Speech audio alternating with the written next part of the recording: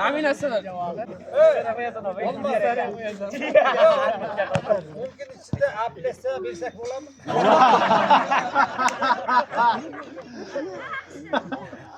Ona ko'rib chiqadi.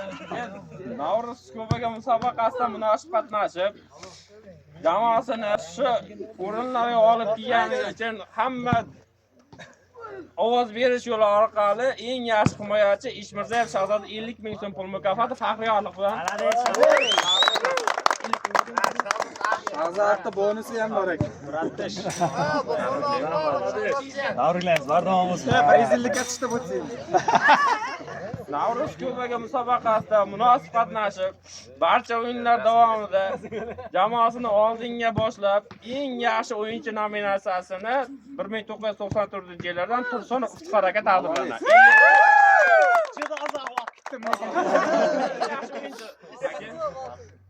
Men 50 ming so'm pul, men faxriyorlik tabriklayman.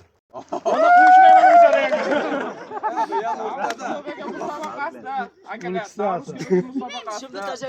Munosib qatnashib, eng yaxshi to'plar nominatsiyasida Rahim Marif aka taqdirlanadi.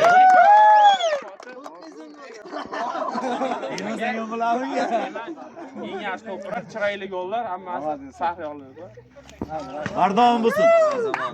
Navruz Kubogi musobaqasida jamoasini finalgacha olib kelgan, barcha ovoz berish yo'llari bilan aniqlangan eng yaxshi darvozabon Usmonov Shamshod.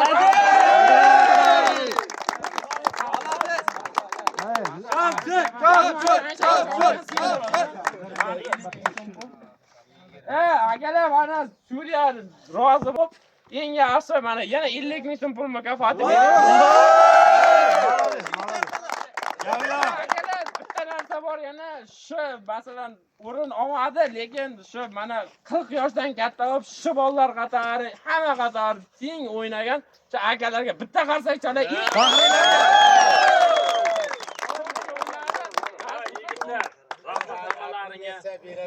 Endi biz 40 yoshdan katta bo'lib o'ynadik-ku. Ya zo'r o'ynadi. Ya biz finalga ham chiqishimiz mumkin edi. Shunday bo'ldi. Rahmat hammalaringga. Oldimizga chiqib bu narsani yo'qotmanglar. Bu o'yinni yo'qotmanglar. Hammalaring har doim shunday o'yin tashkillashtiringlar. Mana 87-yil, 97-yilda tug'ilgan rahmat hammalaringga. Sog' bo'linglar. Hammaga rahmat. Kamchiliklarimizni uzr so'rang. 97 Allohga rahmat. 97 ga bitta qarsaga 97 ga. Hammani shaxsiy fikri bo'ladi-ku. Bizlar ham bitta 91 nomidan fikr bildirik. Katta rahmat. 97-yillar jamoasi shunday ajoyib turnir tashkil qilib beribdi. Har doim shunday turnirlar davom etaversin. Shu munosabat bilan 97-yillar jamoasiga adeli qarsaklar bo'ldi. Meni ham shaxsiy fikrim, kim qanday tushunadi bilmadim. Bizlarning jamoa nomidan bizning askar jo'raga ajoyib darvozabon uchun bitta qarsaklar bo'ladi.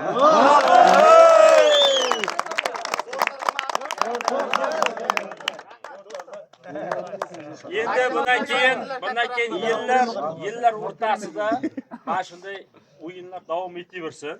Nasib bo'lsa, mana shu stadion xizmat qiladi Sahra yoshlari uchun. To'g'risi shunday aniq qilinganda bu yer.